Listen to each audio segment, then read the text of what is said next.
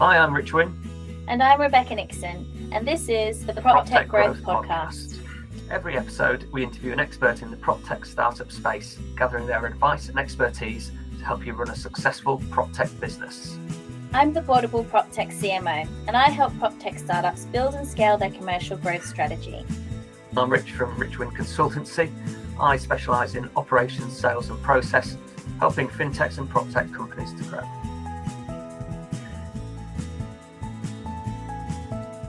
Today's episode is sponsored by Inventory Base, a unique cloud and mobile application for scheduling, producing and managing professional property inventory and inspection reports. Inventory Base is used by thousands of property professionals across the UK and worldwide. With unmatched round-the-clock support and free updates for life, that's why it's become the #1 reporting solution for property inventory clerks and letting agents across the UK. Today with us on the PropTech Growth Podcast, we have Jimmy Armitage. Jimmy is a longtime friend of mine. He runs an incredibly interesting recruitment company. I think it's worth having him on to get the perspective of a different business, but how a B2B model has worked and how the disruptive force within recruitment has made big difference to that particular industry. Give us an overview of what you do and Wavelength and how you got there. Yeah, sure. Thanks, Rich. I'm one of the two co-founders of Wavelength. We started it back in February 2015, just born out of the frustration, really. We tried all of the conventional methods, bringing an in-house recruiter, going to the big names that were established in the 80s that you've all heard of and maybe even used, the local market, the specialists, and fundamentally just didn't enjoy the experience throughout consistently with all of them. We had some successes, but consistently wasn't great. And ultimately, the problem isn't being addressed. It came to the point of view that the system is broken and we just have to do something about it. And that problem, as all of your clients will no doubt go through, is how do I build the team at scale to match the growth of my business that can go and deliver our mission or our vision or our purpose, depending on what language you use. And the common traditional way of doing that does not work. The numbers don't stack up, the success doesn't stack up. And so we started out on a journey nearly 8 years ago, just trying to understand what the factors are that affect somebody performing in a role, but then also making that wider to how do you recruit as an organization. And ultimately where we are today is that we work as the outsourced recruitment team for our clients. What did you find were the biggest challenges when it came to growth within your sector? Because as you said, some big companies in there have been around since the 80s. Specifically, people's perception, in our case, our end client employers' perception of what recruitment is. And I'm sure there's lots of parallels with what you guys do with your clients. So when you try and disrupt something and somebody says, oh, you're in recruitment, they go, oh yeah, I know what you mean then. And you go, well, you probably don't.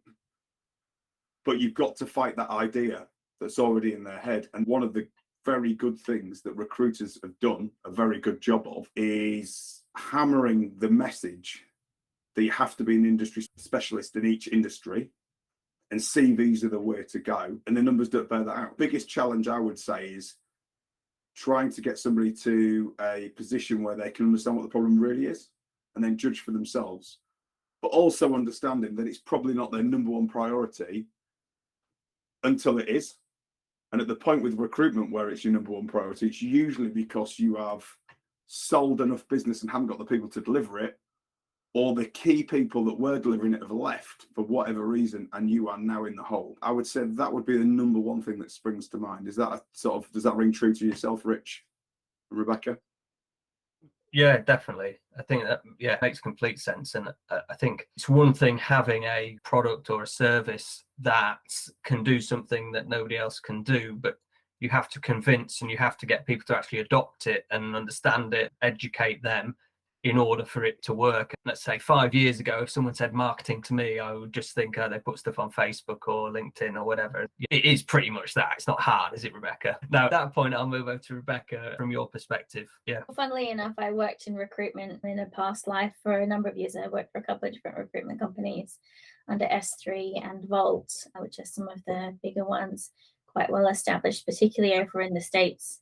And really the B2B proposition being delivered in a really effective way is something that's quite difficult to get right. And I think one of the biggest challenges I had to overcome in that environment was the impression that marketing exists to make things look pretty and post things on social media. In fact, one of my biggest and most successful projects was overhauling, how can I put this in a way where I don't divulge data that I'm not supposed to. Essentially, there was an advertising channel at one of these businesses that was being managed by salespeople, and they were under the impression that it was highly effective, and so they were pouring huge amounts of money into that advertising channel. I had identified a different channel that was far more efficient and almost free. It was so cheap.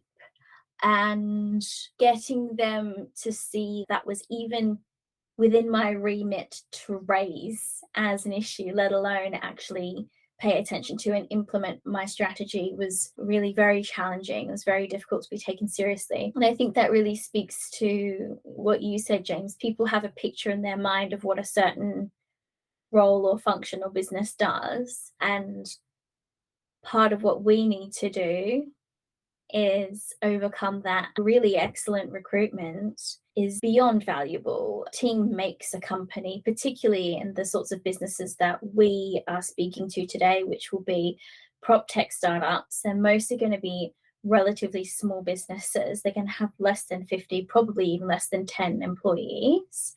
And each of those employees is going to have a really key role to play.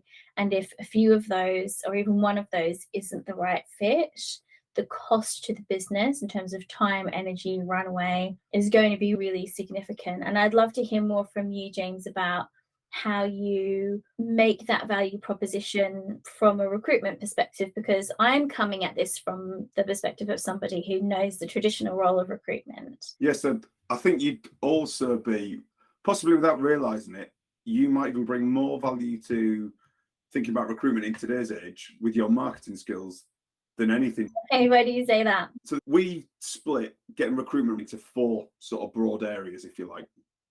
So you've got appeal. So that really is the appeal of the role itself. So can you define what it is? Why are they coming in to do it? Is it an attractive role to do? Is the salary right? There are enough people that meet the essential criteria that they say, you know, we just made up some crazy criteria and there just isn't the talent pool to do that. And I dare say in the world of fast growing startups, it'd be like, it'd be brilliant if we could get like a chief technology officer, but also knew a little bit about marketing. And if they could just have a little bit of experience with legals, we would be flying. And we can pay them 40K. And good luck with that. That genuinely happens a lot. Appeal. So think of that one box. If the role's not right and it doesn't appeal to people, we're struggling. The next bit is perception. And what we really mean there is around your organization.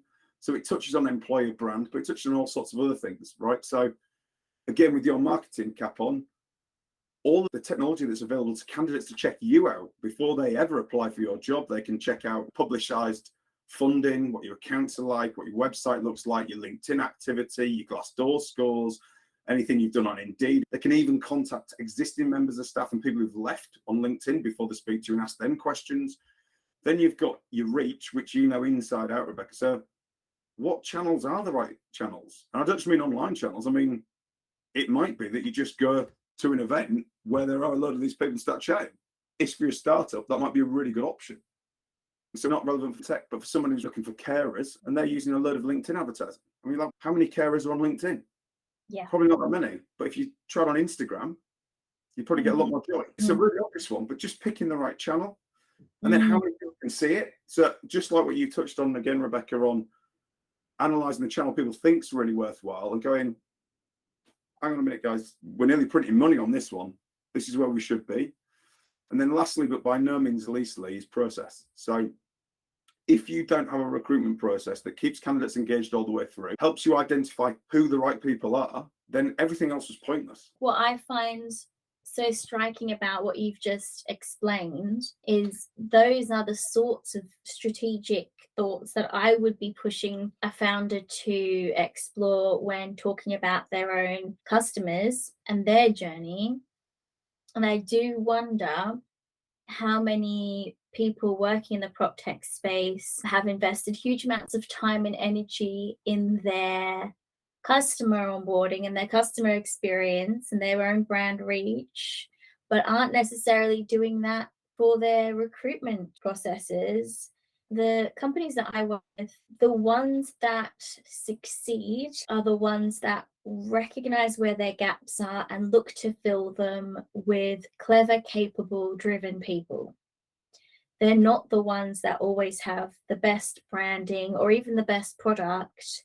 Those things are important, but really key to the success of a business is getting the right people and having the really humble, teachable attitude that it takes to be pushed in the right direction.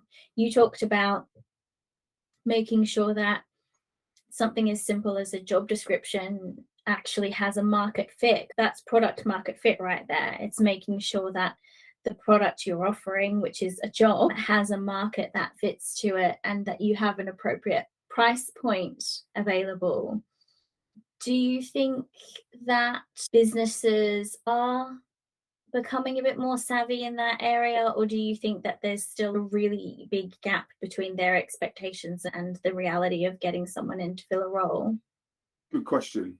So I think the market is forcing people to have a look. So I've got a few thoughts on this, if I could just throw them out there. One, the market's forcing people to have to look. And I think a parallel that we can really draw and look back on, because it's always difficult to predict the future, but if we have a look at companies going online, prop tech being key, is it 15, 20 years ago where companies going, well, I know the internet's taking off, but we're doing very well. I don't think we really need to invest in it. Where are they now? You're going to get left behind. The positive spin on that is there's a very high chance that your competition, if you're a prop tech company listening to this, are not doing this. The odds are that you probably can't afford to pay the most wages, but with a bit of effort and a bit of thought, you can get the people you want. And ultimately, that's how you amplify your efforts, isn't it? By understanding that you've got a team of people who are better at things than you are, and you work collectively and you go and grow the team. But that doesn't happen by accident. And you can probably get away without putting a load of effort in it if you can write blank checks. But unless you're the top player in your industry, which is one company, everyone else can't do that. So a job ad the other day that was for a prop tech marketing manager, and it was for 30 grand. And I read the job description, and it was really for somebody very experienced. Like, they wanted someone with at least 5 years experience and who knew how to use all of these different platforms and knew how to build a marketing strategy and a content strategy. And I'm looking at this and I'm thinking, 10 years ago, I was getting paid 10 to 15 grand more for this role that I was doing at that stage in my career. And this company has absolutely no clue at all. And they're pitching this, oh yeah, we're so great. This is an awesome company to work for. You're going to be so happy here. This is such an incredible opportunity. And I'm thinking, this is not going to attract anyone with that level of skill and experience. Not going to work for that kind of money. People have bills to pay and mortgages to pay. And it's just completely unrealistic. I'm wondering from you, what do you do when you encounter somebody who has these really high expectations for a candidate, but on their end, then just not willing to fork out the cash? We first of all start really simply with two questions, which for most people can get them to readjust their idea. So the first two simple questions are, how many people meet that essential criteria in the location where you need them? And the usual answer from people like you've just described is, I have no idea. And you go, oh, of those people that meet that criteria, what do they get paid on average?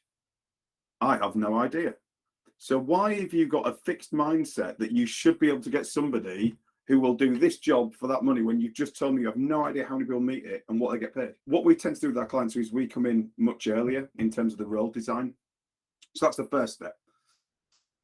We can support that with salary benchmarking. We go, look, you're not even in the lowest 10%. You're in like the lowest 2% of people paying. I've been having a conversation with somebody who's candidates saying they want £120,000 for a position and they're offering 85, and it's consistent. And you go, the whole world's not changing for you. We have, this is a bit of a free tool that people can use, which is pretty valuable. So we call it the telescope and the microscope. And the telescope is when you come to design a role, which is 3 basic levels of question. Why are you bringing this person into your organization? What do you actually want to achieve by bringing them in? Next level down, what do you expect success to be in the first 12 months? One is good for clarifying what they need. It's also really good at checking for realistic expectations. So if I'm the founder of a prop tech business and I'm bringing a sales director in, and my expectation is in the first 12 months, they are going to get from 0 revenue to 4 million revenue with no sales team, no marketing budget, and nothing else. We should have a look at redesigning this role. Once you've done that second level, we drop right down to detail level, which is, so what are the key activities or tasks or weekly habits that this role needs in order to deliver that year's success? The reason we call it telescope is looking out of your business, where are you trying to get to? Then the microscope is where you bring in the more traditional things that you've seen. So what capabilities do they need? What natural abilities? What experience? What qualifications? What skills must they possess from day one to get this job? As in, if they don't have these, we're not prepared to review them. Not what you want, because that comes later, but essential. You couldn't do this job if you did not have this. And we've got some tools where we show them like just how their talent pool can be affected by putting in non-essential things in there. If you don't do it day in, day out, you don't understand the consequences of just adding that one extra bullet point. One extra bullet point's removed 90% of the candidate. First 4 jobs I had here in the UK, showing my age a little bit, but every single one of them required a university degree. I don't have one. I learned on the job, practical, hands-on stuff, and I'm quite proud of that fact, because actually it means that everything I've learned is really practical and really has been proven, it's been tested by fire in the business. But if I had been excluded from certain job opportunities on that basis, which I was, thankfully I just went ahead and applied anyway. But a lot of people don't know how to do that and shouldn't have to do that. They should be able to still be included in the talent pool, and then are excluded on the basis of sort of rudimentary things or assumed things that somebody running a business just thinks they should have this skill, or they should have this knowledge or experience, when in practical terms it may not be required at all. How do you go about steering that? Because as a recruiter, I would assume that you have a lot of in-depth knowledge on what skills and experience actually are required for roles. And I think people running businesses have very strong ideas about what they think a role needs. And any challenge you're facing when it's involving people, is the answer's a bit of empathy. Why are they doing that? Not they're wrong, which I believe there are better ways to do it, but ultimately, usually where it stems from is, I am incredibly busy. I really want to get this right. I don't have time to meet a lot of people who aren't right. If I set the bar high enough, then I'll be right. And usually what ends up happening is going, you're not wrong. What you've proposed here is, if people meet these criteria, there's a very good chance they could do the job. But what we're saying is that might only be 5% of the total people who could do that job really well. So it's, what are you actually asking for? I want to make sure they're clear, concise. Why don't we put in a test or a process to assess that? There's a lot of red herrings, as there are in all industries. In this one, it's job titles, because you could pick up the same job title in 10 organizations with 10 wildly different salaries, 10 wildly different responsibilities. That's probably the last thing I'd worry about. The key thing is, what do you need? Who do you need? What are you trying to achieve? And if we can't get that for our budget, could we get 2 lower skilled people who do half of that job each for less? So it definitely suits startups and people who are prepared to look beyond convention.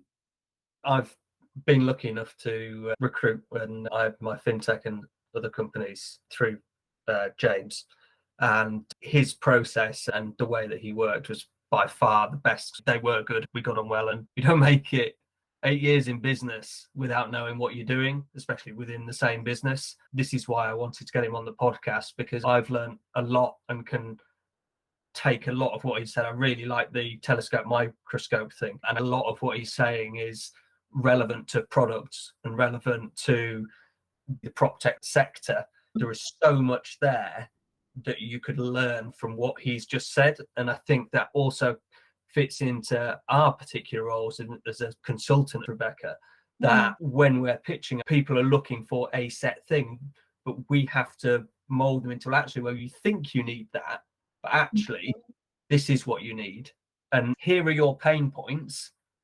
This is what we can do to get rid of those pain points. And James is doing exactly the same thing for recruitment. I think when it comes to scaling up, obviously I did that with the fintech, and it does happen quickly, and it is hard when you're busy to write the correct job role, and obviously how you break it down and how you show it to people. Scaling up is so difficult, and when you get investment, VC or however, you need to know what money you need to put aside. You can't just say you are 200 grand for staff or whatever, because you don't know that. You don't know what staff you're going to need. Even if it's just bringing in-house developers rather than outsourcing them, it's so important that those people are going to get on. It is so important to have that. How did you find it with a co-founder? Because we've had different opinions as to you go it yourself, or if it's better to do it as a 2 or a 3 or a 4. What's your take on it? My personal thing is I wouldn't do any of the. Don't get me wrong, we have our fair share of ding dongs. As it's basically a work marriage. On a bad day, you can have a work marriage malfunction and then a home marriage malfunction, and you're like walking the dog. I'll give you some context. As you well know, Rich, we met through playing rugby union, team sport, love it. But you're trained to understand that you have different strengths and weaknesses. I'm taking me and you as examples. I can't run over 2 miles an hour, but I'm good at running into things. You always used to run past me. It becomes quite obvious that you're quicker at running and I'm not very quick at running. And you can just carry that through to business. So you understand you've got different strengths and weaknesses, and you embrace that. That's cool, because your weaknesses are covered. The other thing is we worked together in 2 previous businesses. So I have worked with Kim Farrell, our business partner, who is in fact a man, but called Kim Farrell. So quite often gets the Miss Kim Farrell. It is a Mr. I can confirm to the world. But because we've worked together for so long, we know each other like inside out. We can finish each other's sentences. He'll probably laugh if he listens to this.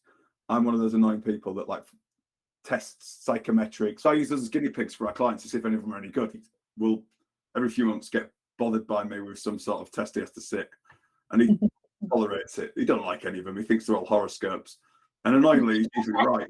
We've got a pretty similar IQ level. We've got pretty similar communication styles. It works really well. And what I would say is we've had plenty of tough times in the 8 years, and I'm sure we'll have plenty more.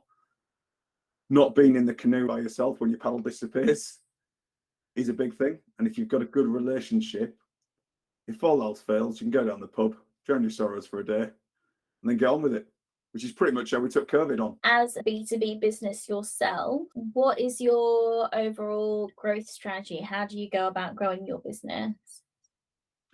Yeah, the hardest thing, I think, in business, for me personally, is communicating effectively.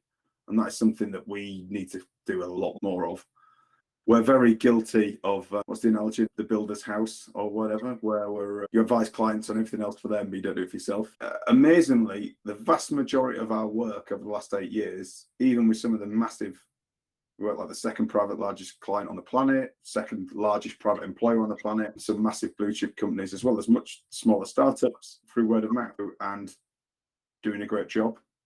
But to hit our targets for the 10-year plan, we massively need to up our game in terms of identifying who the right businesses are. For us personally, the size of businesses that we're looking at, tenders and bids, are pretty useful for us in that regard, because of the all-encompassing nature of what we can do and how different it is. We can ask a lot of questions and go, how are you addressing this and this with what you're currently doing?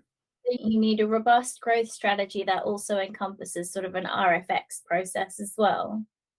You could explain what an RFX process is. Enterprise organizations usually have an RFX, an RFI, request for information, request for proposal, and the procurement of a large organization will have a team of people whose job it is to procure goods and services, and they will have a process and a procedure that they go through, which is often a list of quite in-depth and complex questions. and they'll want to know if you're ISO certified and what your security standards are like, and all sorts of different things. And having a process in place for managing that can be hugely valuable in speeding up the sales process, because with those organizations, you're looking at 18 months to 2 years to turn around a contract. Yeah. So when I worked in another recruitment company in the past, we had one person whose full-time job it was to do RFX. Now, this was quite some time ago, and I can imagine that today that could be streamlined quite efficiently, but knowing what is expected on your side as the provider could be extremely helpful to you for those bids and tenders. Yeah, it's a very good shout, and something that we've done, but used many different portals. So actually, there's not been a lot of standardization. And yeah, that the timelines that you're talking about is pretty much what we're seeing on some of the organization sizes that we're in with. But from our point of view, the clients you were describing earlier on, Rich,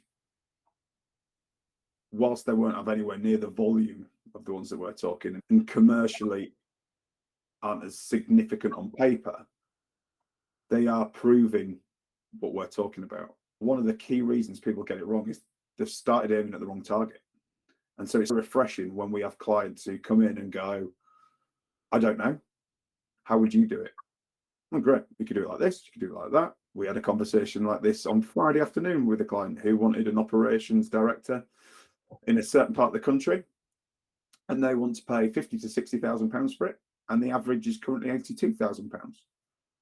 And it's not that you can't have it, but you might be looking for an outstanding performer whose first step into directorship is this role. If you think you're bringing in someone who's polished with a 6-year career history in it, they're already earning 80, 85. So they're not taking you 50 to 60. Yeah, with a contractor, you need someone 2 days a week, because if you can't afford somebody full-time at, say, a 6-figure expectation, then your business probably isn't big enough to justify that anyway. And actually, you probably just need someone who's very capable 1 to 2 days a week to come in, streamline your operation. Somebody like Rich, for example, who can just make it happen over a shorter period of time, then getting somebody in full time and just try and turn it around on a more of a project basis until you're at the stage where you can hire a full-time head of department. I find so often the companies that I'm talking to, particularly startups, right? They're startups, they're a bit bootstrapped. They want to get somebody in on the cheap or in exchange for share options or something. And the reality is they're going to be far better off getting a contractor. I think we've seen this in the finance side of things for a very long time. It's not unusual for an FD to work a day a week or even a day or two a month, and they have a portfolio of companies that they serve with their skills and experience. Do you find that you are seeing more flexible job share, contractor, part-time roles knocking about the place? Yeah, definitely. Again, weirdly you say that, because on Friday we had exactly the same conversation, but around being a sales director for a scale-up who just don't have the volume of work. And I think in their head they were hoping for a person to come in with all the experience in the world, but will also go do all the doing. But the reality is that a lot. Yeah. they've spent 25 years of a career doing the doing, and they've had enough doing the doing. They're in the strategy and they'll do the top line, the big client meets, but they're not coming in to roll their sleeves up and do really menial work, maybe in their eyes, because they've earned the right not to. And no one's bad in that scenario. So we actually referred them to somebody we know that does the outsourced sales stuff. Nothing to do with us. There's no benefit to us apart from they're good. I think you should go with that option. The other thing, I'll use Rich for an example, and what we've done when we've referred other professionals is they're also incredibly good at sitting in on the interview stage. So if you are a founder, you know what you're trying to do, but you might not necessarily have the expertise. How do you pick an FD? How do you pick a sales director? Now, you can go through all the processes you want, but if it's a really crucial role, sometimes one of the things that we suggest, and we can set up for people, but or they can go through their own networks, is do you have somebody that you could get and pay a day rate for them to sit for the day and interview the last 3 candidates that are coming through for this So they could go, I am not buying what they were selling. That does not make any sense to me. I'm worried about this and this. Because it's incredibly difficult when you're not an expert in those fields to really understand. And sometimes you can go off personality or who's the most confident. It's really funny that you would mention that, actually, because I've seen that happen a lot. I've spoken to a lot of startups that are looking to find someone as like a mid-tier marketing manager because they can't afford someone higher up. And they think that a mid-tier is suited for them. I'm like, awesome, that's great. But how do you know that you're going to get the right person here? And I'm not saying that, obviously, I'm like, hire me for a day rate because I can do that. But out of genuine concern for these startups, I've seen so many hiring decisions made off the back of, oh, they had a good personality, they talked a good talk. I'm not going to name any names, but I remember helping a startup hire somebody into a marketing role, and for whatever reason, the founder didn't involve me in the first round or two of interviews because that person felt they were confident enough to do it themselves.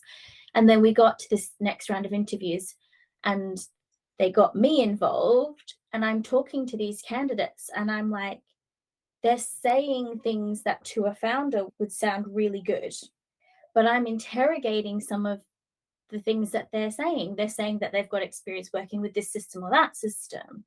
And so I'll ask a question like, oh, such and such a system had a really interesting round of updates recently, which changed this functionality to this. What do you think of that? And they're like, oh, it wasn't really me who did it. It was someone else on the team.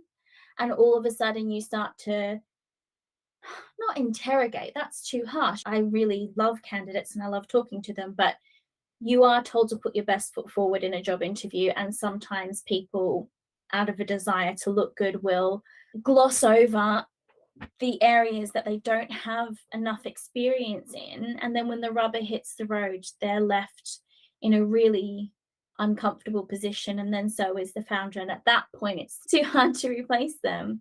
So I think an advisor service from somebody who's in the same role but more senior could be a really valuable thing that recruiters could potentially start to offer people who are looking to hire. Yeah, it just makes sense, and it's a way of protecting yourself as a founder. To your point, maybe it is interrogation, but the meanest thing you can do to somebody is put them in the wrong job, because it's horrendous. When you are worrying about Monday on Saturday morning, it's not a good place to be. So actually, if the role's not suited, irrespective of somebody coming to an interview, it needs to be flushed out. One of the things that we do when we're first understanding the role is we ask if it's a role you've recruited before. If you are recruiting your 58th telesales person for your organization, or 17th HR business partner, 50th software developer, you've got a process, you understand what you're doing, you've got a bit more knowledge. It's a totally different scenario when you're hiring a role you've never hired before in that organization. That's where I think a few people could trip themselves up. They might go and ask their friend who recruits a lot and go, how do you do it? And they'll give you, this is what we do for recruiting the 51st software developer. And you go, great, just going to go and hire this CTO using this, but I don't know what any of the terminology is. I don't know what the problems are that they're fixing for me. Best thing you can say, do you want that or do you want this? Do you want that or do you want this? Do you want that? Or we can just get there. It's when people are like, yeah, and I've got it. And then when you go, which one of these? We think these are the three best. Do you agree? I'm not sure. I'm sure you both have your fair share of. Do you remember 3 months ago when we were in the meeting and we said, should we do this or this? And I highly advise you to do this. And you said, absolutely not, no chance. We're doing that now, aren't we? Great. Okay. It does happen. It does. One of the things I love most about the founders that I work with is they are humble and teachable, and they know that there's a lot that they don't know. And that's why they work well with people like you, Jimmy, because they come to you with a blank slate and a bit of trust, and then you're able to take that and build something really great with it, like a team, which is so important to all of our listeners. So yeah, I really appreciate your insights on that. I think it's been incredibly valuable. It was my pleasure. Thanks for joining us on the PropTech Growth Podcast. To learn more, you can find us on LinkedIn or email proptechpodcast@icloud.com. See you next time.